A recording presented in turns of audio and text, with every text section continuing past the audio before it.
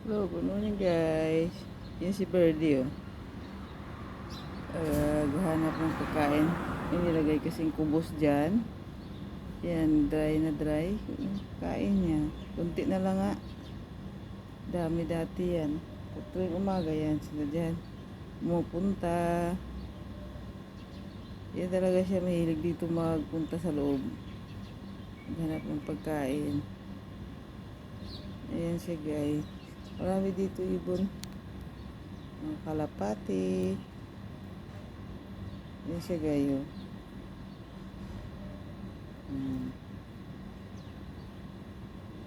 Ang cute niya. Hindi kasi siya malapitan. Lumilipad. Lumilipad siya. Ayan. Habang kumakain, ang mata nakaikot. Ayan na siya. Ayan na siya. Hindi na siya makita. Ayan siya.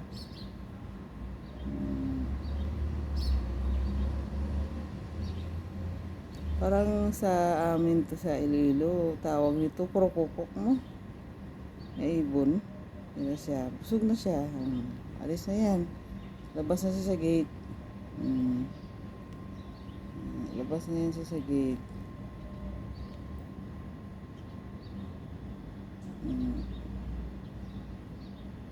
Busog na yun.